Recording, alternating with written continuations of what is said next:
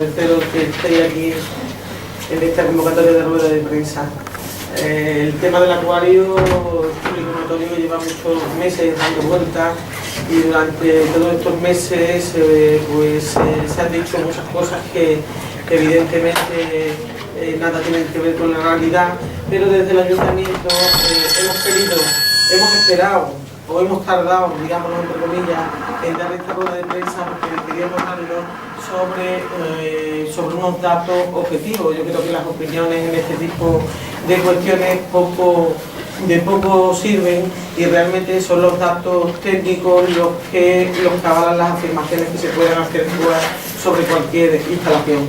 En este caso el acuario municipal, que como sabéis se cierra hace unos meses por una problemática que presenta. Esta problemática hemos querido que fuera auditada por una empresa experta.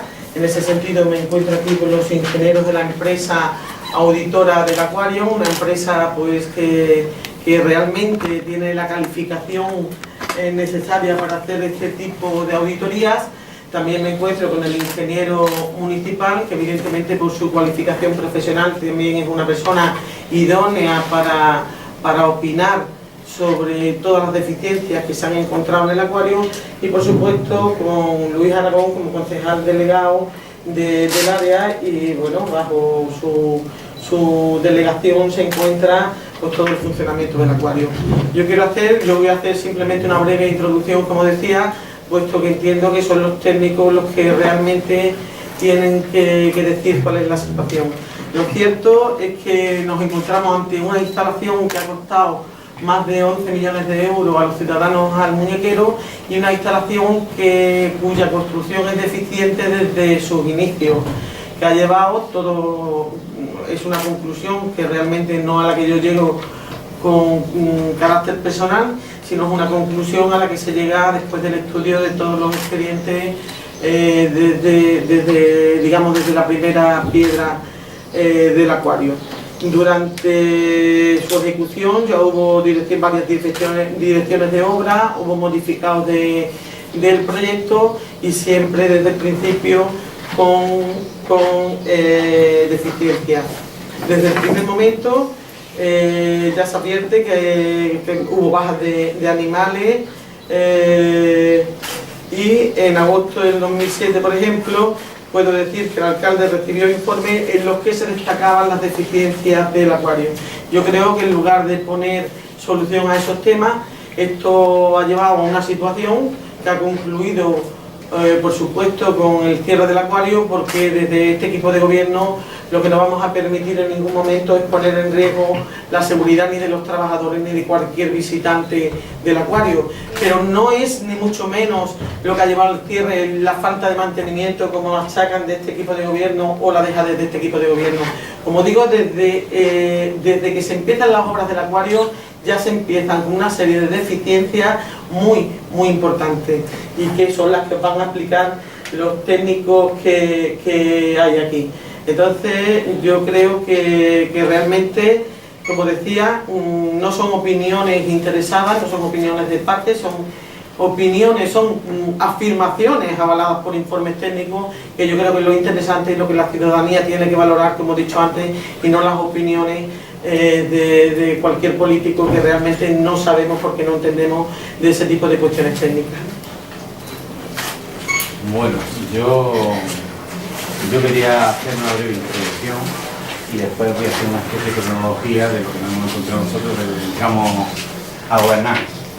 La breve introducción es muy simple, es decir, estamos hablando del acuario, pero cualquier instalación municipal en este municipio puede sufrir las deficiencias que tiene el acuario, y graves. Podríamos hacer un recorrido y nos daríamos cuenta de que hay un montón de instalaciones municipales que tienen una deficiencia impresionante, tanto en la construcción como en el funcionamiento.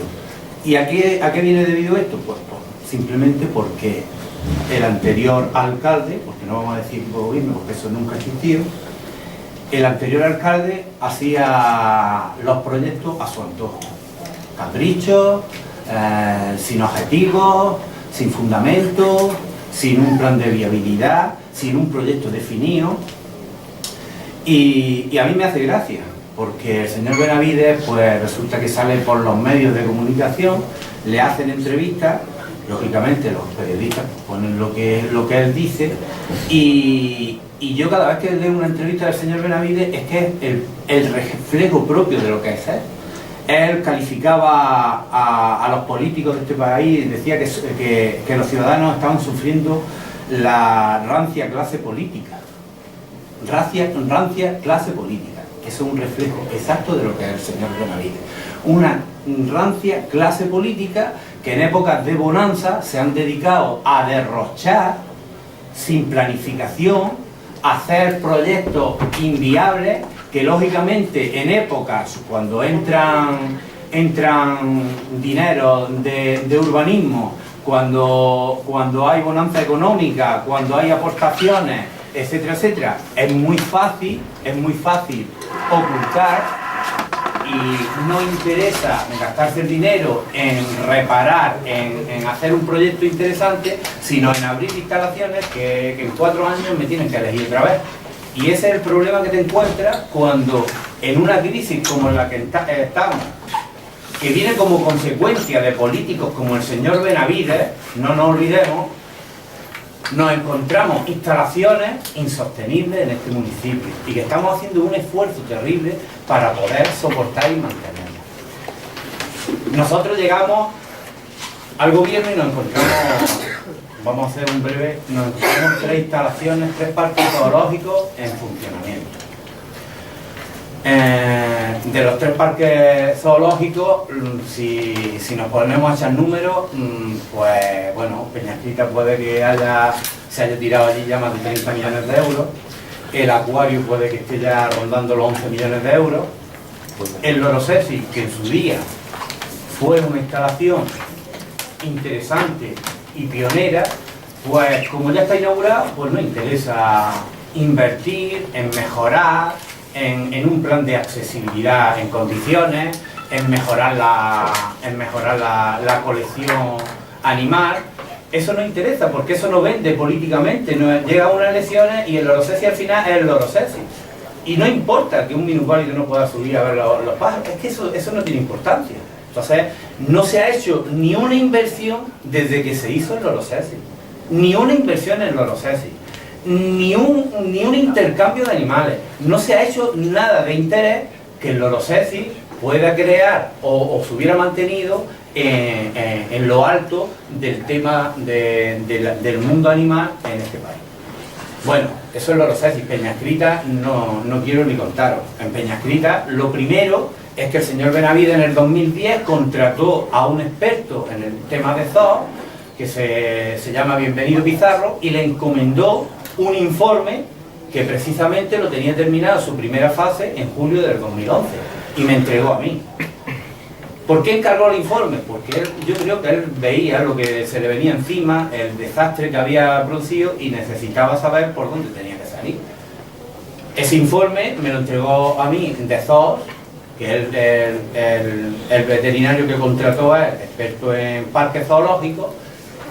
Y el Lorosesi, pues lo que os he dicho, es decir, una instalación que podría ser muy interesante, pero que no se había gastado ni un euro en ponerla en valor.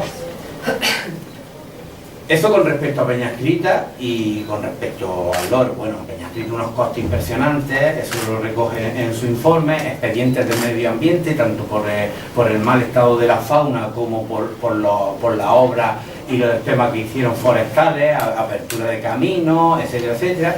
Expedientes que seguimos negociándolo con la Junta de Andalucía para que no le cueste a los ciudadanos ni un euro.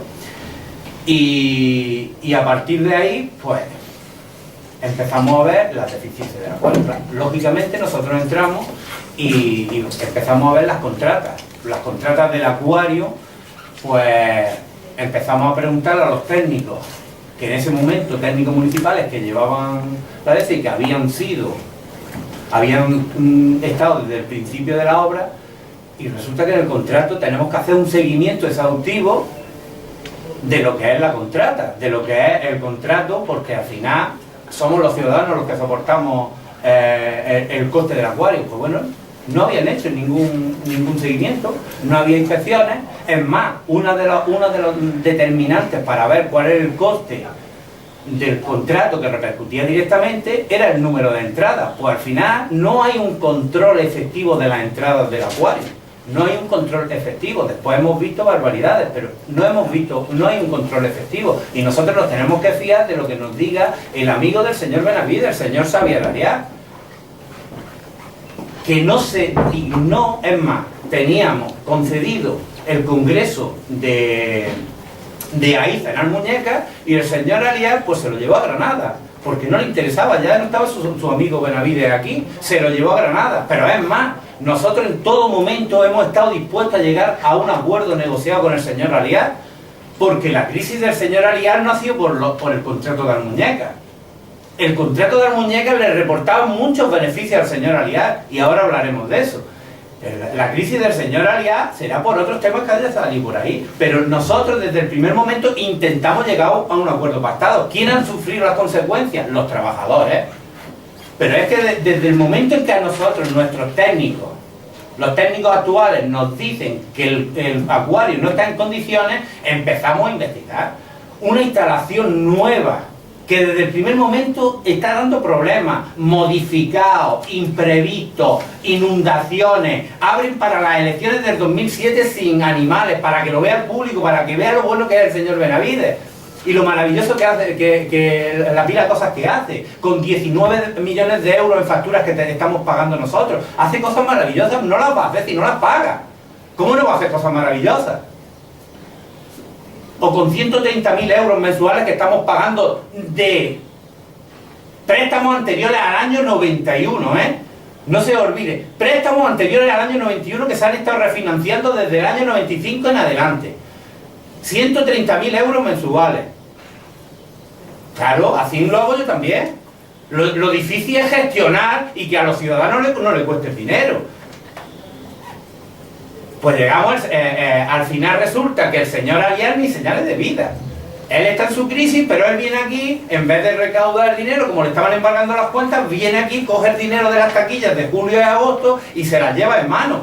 Y encima de todo amenaza a los trabajadores diciendo que como se le ocurra ingresarla en el banco, que los despide. Claro, ellos, con miedo a que esto siguiera para adelante, pues hacen lo que él dice.